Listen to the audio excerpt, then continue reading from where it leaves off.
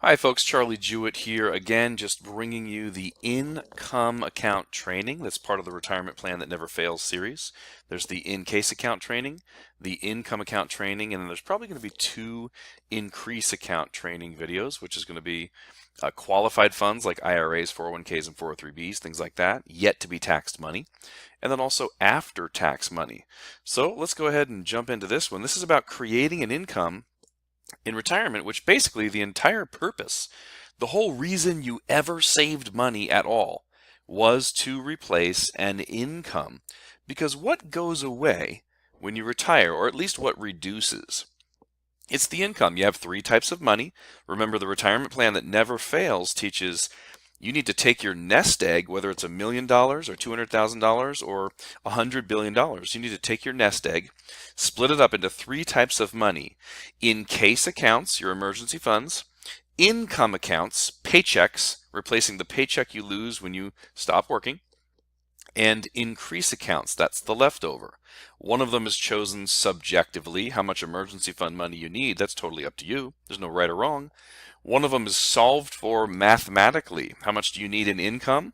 Well, you add up your Social Security, your pensions, your rental income if you want to. You basically add up money that's coming in when you don't have a job, and then you subtract that from, or you start with the bills or the money that you want to have coming in income, your lifestyle, how much it costs you to live, and you subtract from that the income you have. If you need $8,000 a month to live and you're only getting $3,000 a month from Social Security and pensions, you're short $5,000 a month. If you need $3,000 to live, you're only getting $1,000 a month from Social Security and pensions, you're short $2,000 a month. Now, not everybody needs to purchase a pension paycheck. Not everybody needs to create income from their retirement accounts or from their investments. Some people have pensions that are just ripping high. Some people have, inheritances or rental units that just pay them more money than they need for creating income. So I am not saying, and the advisor who gave you this video is not saying, that everybody in the world needs to purchase a pension. Just like nobody in their right mind could ever say something like, I hate annuities and you should too. That's malpractice. Everybody's situation is individual. Whether you need one tool versus another tool is based on your situation.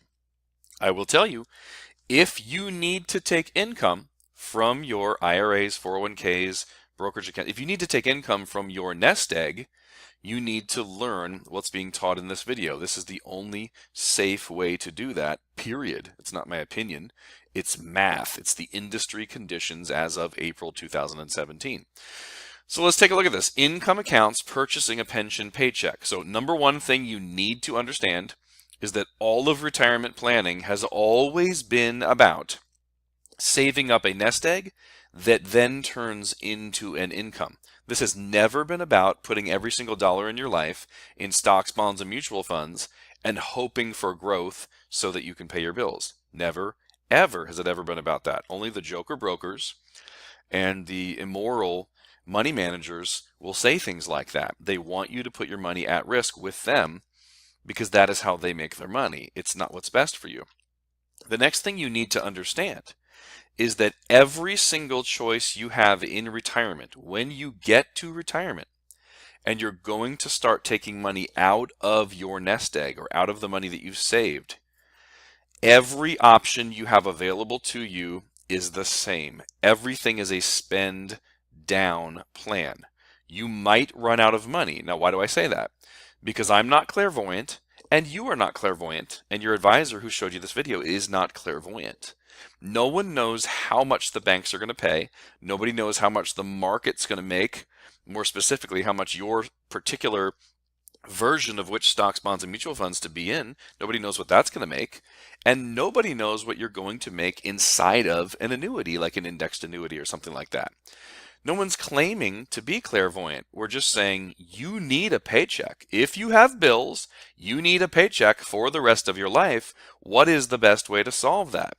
I'm not going to get you excited about the solution. We're going to settle for what's best for you, just like the way we vote for presidents. Nobody says, this candidate is everything I've ever wanted in a man or everything I've ever wanted in a woman. I love every single thing about them. We don't do that, do we? No, it usually gets narrowed down to two people, each of whom have flaws. We don't necessarily love everything about either one of them, and we settle for the lesser of two evils or the one that we think will do the best job. You don't have to be excited about pension paychecks. I love them, but clients, you don't have to be. You need to pick the product or tool that will give you an income that will do the best job in this one part of your financial plan, which is to pay you an income for as long as you live, no matter what happens in the world. So, incredibly important thing to understand. Every option you have is a spend down plan where you might run out of money. We are not trying to solve the problem of how to not run out of money, because you can't solve that problem besides saying pay yourself so little that you'll never run out of money. Compromise your retirement by not having very good income. That's not a great solution. What do I mean by this? Your basic options, if you end up with $500,000 in a nest egg or $1 million or whatever, your basic options are put it in the bank and spend it down. We see that over here on the left.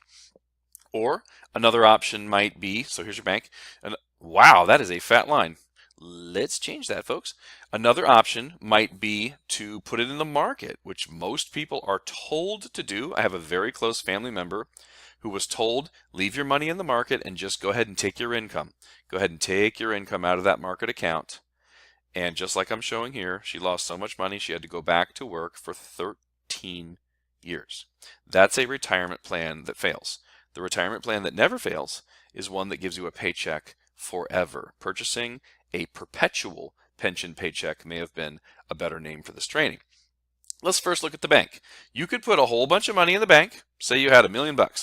You can put it all in the bank. We're going to assume a 0% rate of return for all of these because that's what it means to be conservative. You plan for the worst and you hope for the best. You never count on things going well so that you can live the life you want to and then become surprised when they don't and compromise your life. That's a terrible financial plan. Let's just pretend you put the money in the bank.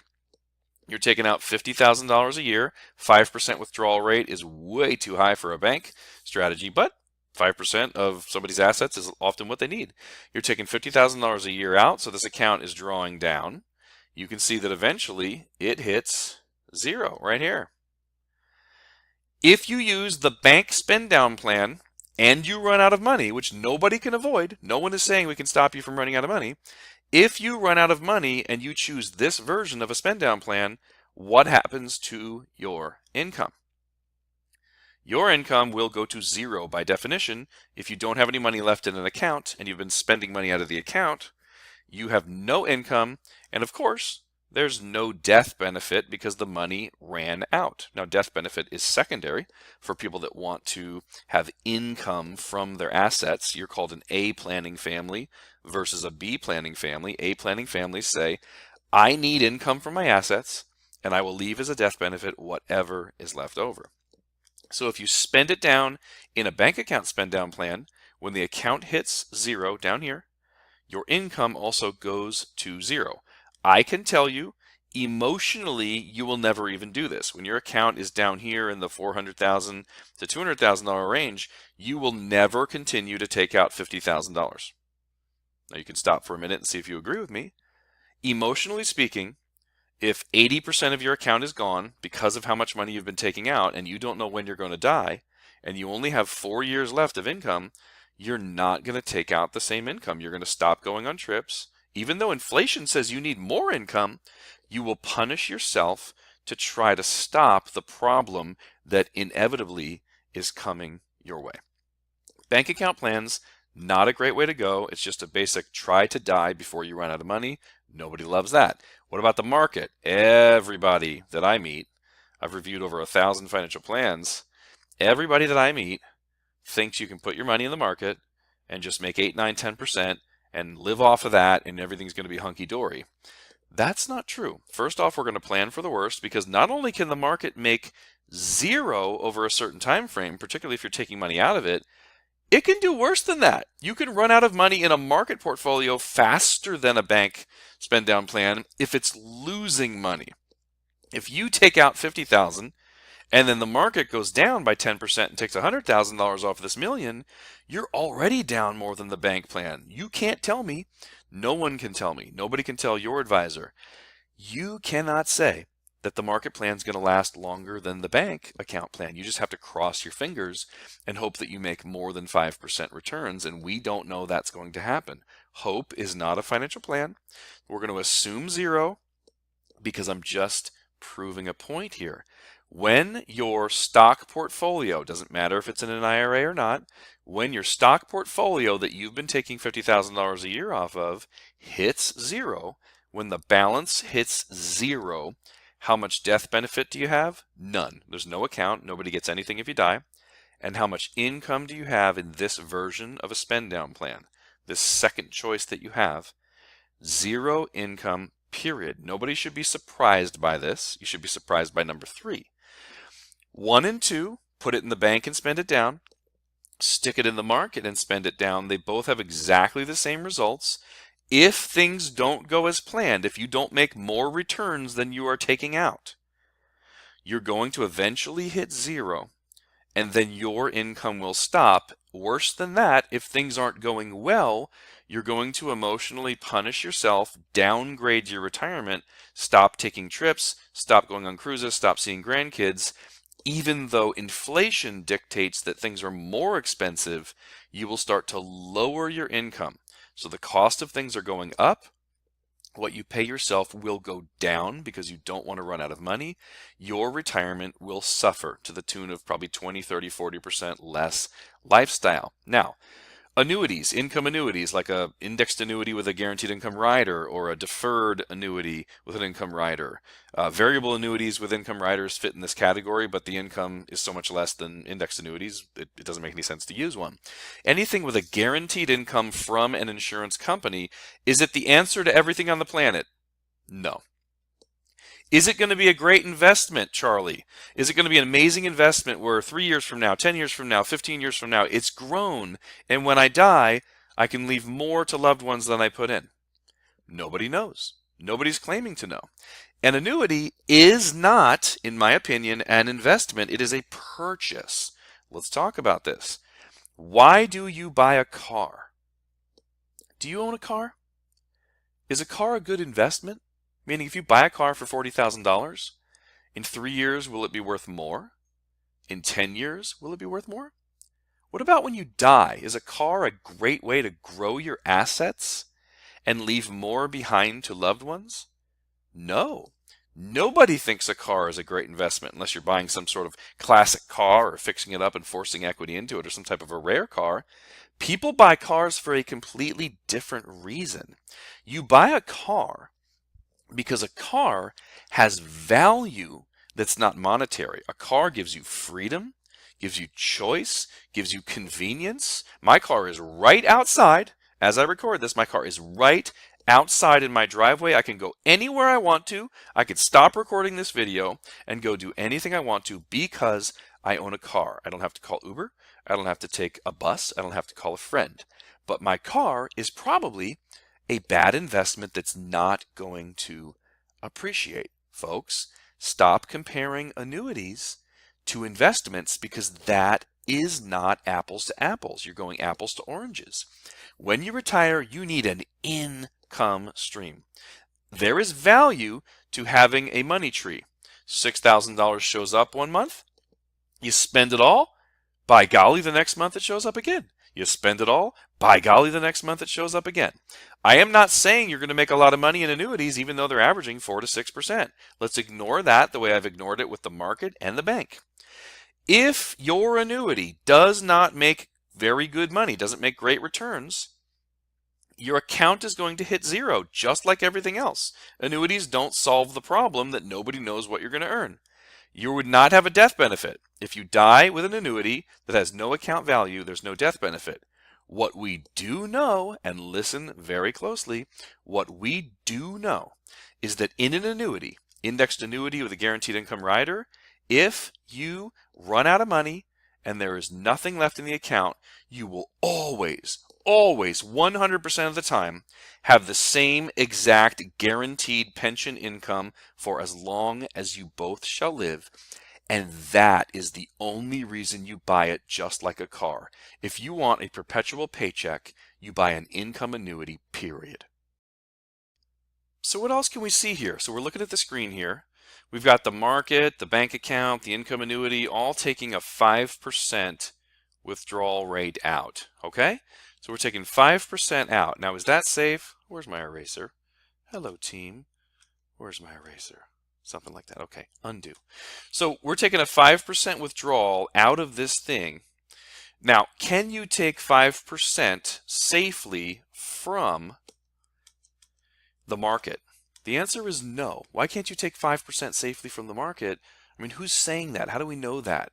Well, just come on over here. There's a guy named William Bengen who won a Nobel Prize for this. Your joker broker should not be allowed to lie to you, and you should not be believing them above the experts who actually do the research. Take a look at this article, the magic withdrawal number in a low interest rate environment. Low interest rate retirement, you'll be surprised. Okay, it used to be 4%. Let's come down here and just take a look. It seems that a 2.8% withdrawal rate over a retirement period of 30 years, now you might live 40 or 50 years, of 30 years with a 40% allocation to stocks. We're still just talking about leaving all your money in securities, which is unnecessary. But if you do that, that's a recipe for 90% success rate. If you have $1 million, you can't take out what I'm saying. You can't take out $50,000 like it says right here. You can safely take out $28,000 before taxes, and you've got a 90% chance of dying before you run out of money, and then you would leave nothing behind as an inheritance. Woohoo, that's exciting, isn't it? Does that sound like a good financial plan to you? Anybody, listen close, anybody, even if you're married to them or they've had great results in the past, since 2008 until now, where everybody made money in the market because of quantitative easing and the Trump run-up. If anybody is telling you that you can leave your money at risk in variable investments and take more than 2.8% out, and that's conservative and you can count on that, 100% you need to fire them. They're motivated by the profits they're making on you, or they're just ignorant and do not study. They disagree with the leading experts, and that's a serious character flaw. People, let's keep reading. In the analysis of writers, assumed an initial interest rate of 2.5% based on today's rates and approximately the same yield on Barclays aggregate, blah, blah, blah. 10-year period, 30-day treasury bills, blah, blah, blah. Over a 30-year period, the model assumes 3.02% return on cash. Do you know where to get that? No. 5.14% return on bonds. Do you know where to get that right now in 2017? No. 5.1%. Yeah, bonds. Bond yield at 5.01. Stock returns at 9.89. Do you know where to get that over 30 or 40 years? No. They're assuming high on everything, and still you run out of money 10% of the time, taking $28,000 off of every $1 million. We have other trainings on the average rate of return versus actual rate of return, the ridiculously high fees inside of mutual funds. Folks, you can't even do it. If you try to take $40,000 off of $1 million or a 4% return, you've got more than a 50% chance that you will run out of money before you die. And I'm telling you, you're not going to let yourself do that. You're going to compromise your retirement. And in these later years, you're just not going to spend the money. Don't punish yourself. If you've already won the game, you saved enough money where you don't need the market anymore, don't punish yourself. You've already won the game, folks. Just go ahead, buy the income that you need, and go enjoy your life. Okay, so how do you go shopping for annuities? This is a very, very difficult thing to do without an honest person working with you, hopefully like the advisor who led you to this video. Hopefully I've worked with them, I've trained them, I'm holding them accountable. You cannot work with somebody who makes recommendations, who puts products in front of you and says, here's what I think you should do. You need to work with someone who is helping you to see so clearly. They're being a windshield. They're being a channel that allows you to see through to the data that you need so that you can make smart decisions. You are a genius when you see clearly, and we know that. We know that you make smart decisions when you can see clearly. So all you need is clarity. Now, it took me over 7 years to find this software. This is another insurance agent who happens to know how to code, and this is very expensive. It costs me an arm and a leg. Every time I run a report, they charge me more, even if I run it for the same person. But if somebody does not have a tool like this, you're not going to be able to see clearly. Pretend we are solving backwards for some income that you need. We've already, you and your advisor have already gone through and said, well, for Social Security, between the two of us, we're making $3,000. We don't have any pensions. We got a little bit of rental income, but let's ignore it and be conservative. So we have $3,000 a month. But you know what, Charlie? We're living on about $5,000 a month. And you understand that it's not safe to take that from a portfolio. So we say, you know what? We need $2,000 a month or $24,000 a year. We need to solve for how much premium you have to put in to purchase $240,000 or $24,000 a year or $2,000 a month. Now, say you don't need it. You're 62 right now, but you don't need it until you retire at 66. Let's go ahead and just click the button where they charge me a bunch of money every single time. But I will show you why this is infinitely valuable. Any insurance agent has access to this. They just need to be willing to pay for it to do what's right by you and not pick the company that gives a high commission or the company that's putting them on a cruise or the company where the paperwork is easy. They need to make it a custom quote every single time that you get to look at that ignores commissions and sorts it by the absolute best choices for you. Now I'm doing this live. I'm doing this in front of you. We're going to sort this by the premium required. Okay. Let's take a look. And it's a different company every time, so I don't care what it says. American General, Sentinel, Athene, Phoenix. I don't care who shows up over here right now. I just care about, in the beginning, what's going on over here. This is how much money an insurance company is going to require that you put on deposit with them. They're safer than banks, safer than brokerage firms, so no concerns whatsoever in transferring money from where you have it to insurance companies. How much money are they going to require to guarantee you? Let me put this picture back in here. Boom, boom, da da da, boom. How much money are they going to require that you give them for them to guarantee that if you run out of money down here, they will still pay you out of their pocket every year as long as you both shall live? Well, just like you shop for anything, less expensive is better than more expensive. We can talk about safety of insurance companies and how to pick amongst the first 4 or 5 in another training. That's fine. You'll love these insurance companies. You'll love the safety. It's better than anything you're in now. But what does this tell us? If we just look over here, basically, it would cost, $300,000 to $400,000. So let me show you, let me just prove to you what I've already taught you and pick, 3 of these. Blah, blah, blah, blah. Let's pick that one. Let's pick 3 of these guys.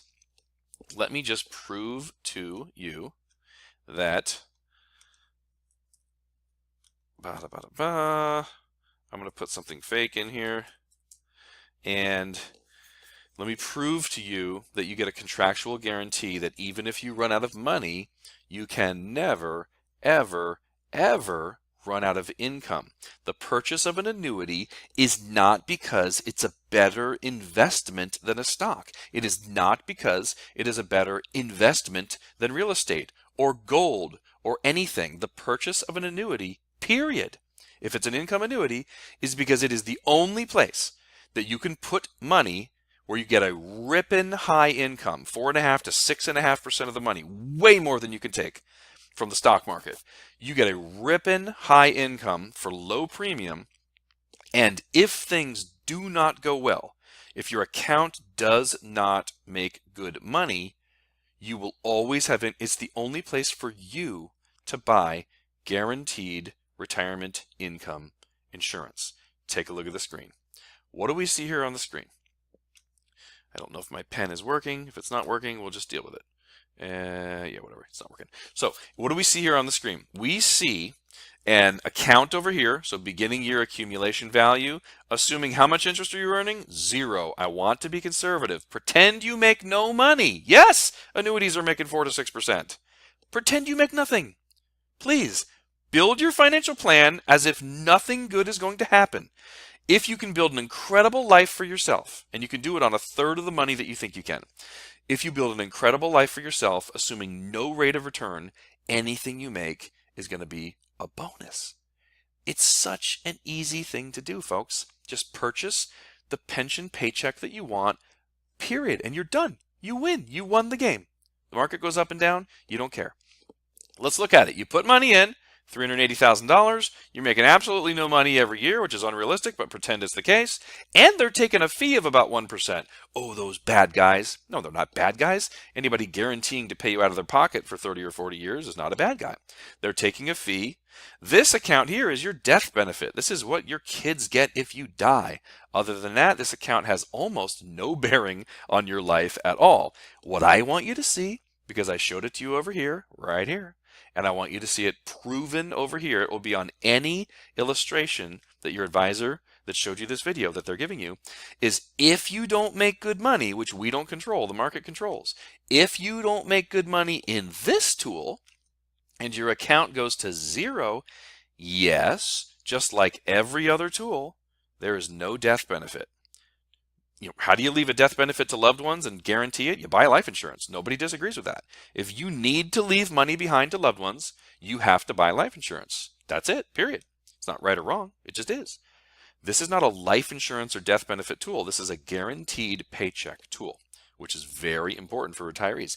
If you run out of money, yes, just like the bank plan, just like the stock market plan, you will not have a death benefit anymore, but what do you have here in this column? $24,000 a year forever, when they can no longer charge you a fee, when there's no money left in your account. You are still making $24,000 a year. How much would you have to have in a stock account to be taking $24,000 a year forever if it's only safe to take out 2.8%? 24,000 divided by 0.028, bang, 857,000. You would need $850,000 to continue giving you the income that we get if your account goes to 0. I would drop the mic, but I'm wearing a headset and I can't drop it and then you couldn't hear me. People, annuities are not the answer to everything. Are they the answer to how do I get the highest rate of return by risking my principal? No, because there's no risk to principal. And there's caps on the returns. Okay, how do I create liquid cash that has no penalties whatsoever for my in-case accounts in case somebody picks up a car and throws it through my roof or my washing machine dies? Should I use an annuity? No.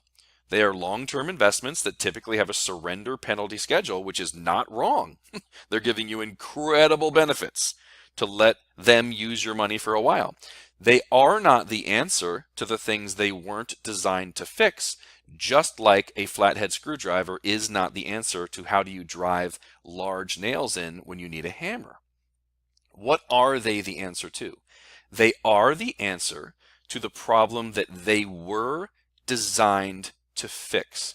How does an A-planning family who says, I need to take income from my nest egg as long as I'm alive, and if there's anything left over, my heirs can have it, but if I run out of money, I still need income. I have to pay bills from now until I die. How do I do that? Annuities have been created and tweaked and designed and compete with each other on solving that problem. This is retirement income insurance. It's a perpetual pension paycheck that you purchase that never runs out. Work for a company for 30 years, they pay the premium, they give you a pension. Our parents and grandparents have enjoyed those pensions for decades or centuries. When we switch to 401ks, 403bs, and IRAs, where you have to save up all the money, it's on you instead of the company, all I'm showing you, all your advisor is teaching you, is you can go buy the exact same pension that we used to be given or that was purchased for us from our companies. People, if you need to take an income from the nest egg that you saved up, you have to use annuities, period. The only way to guarantee that if you run out of money, you still have a paycheck, or to guarantee that you can take 4, 5, 6% out of your accounts is to buy an income producing annuity. Your advisor will show you how to shop for the best one.